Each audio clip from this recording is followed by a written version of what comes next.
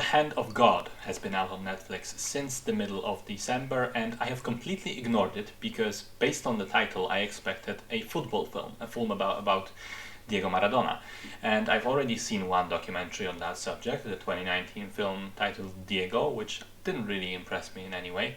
So I thought I'll skip this one, but then I kept seeing the title pop up in internet discussions in a good way, and I was like, alright, maybe I'll check it out. And I went into it blind without knowing more about it and was very quickly surprised that the film actually had very little to do with Diego Maradona, and if anything, the famous footballer is just a background element to a different story, which is essentially the real youth of director Paolo Sorrentino put to the screen after he was inspired by Alfonso Cuarón doing something similar with Roma. Sorrentino paints a beautiful picture of 1980s Napoli with Fabietto, based on himself, coming into adulthood.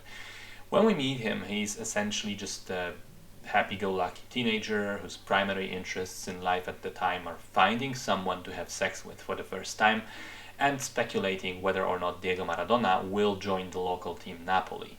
Life goes on for Fabietto, surrounded by his eccentric family, mother who likes to play pranks on other people, a sexy aunt that may have mental issues, another aunt whose new fiance is using this robotic gizmo to be able to speak in ridiculous electronic voice, his sister who, as a running joke, is constantly in the bathroom, absent from what's going on.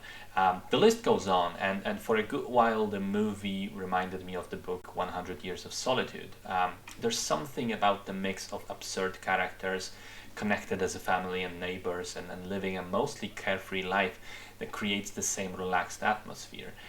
But then comes a point when all of that changes and Fabietto has to grow up quicker than he'd like. Life begins looking different. His outlook on it changes. He no longer finds joy in football and has to find meaning for himself. Now, I really regret sleeping on this film before because it would definitely have made my top 10 list of favorite movies of 2021 have I seen it earlier before compiling that list. I think it's a stunning coming-of-age story that mixes absurdist humor with tragedy, moments of joy with moments of melancholia. What I admired it most for was that several times over its course I thought to myself, I thought I had its number. I thought, okay, I know now what this movie is meant to be and where it's going to go.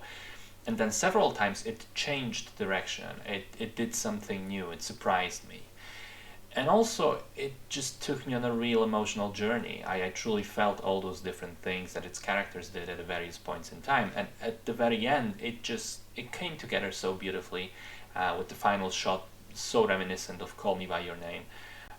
Final point, I think that the film just looks great. It paints a really vivid picture of Napoli as a city with real soul, a city you would want to be in, especially together with these people on screen. Overall then, it's a truly superb slice of cinema, which manages to be extremely personal for the director and yet very universal and relatable for all of us. I loved it throughout, and I just wished someone told me earlier that it's not a football film.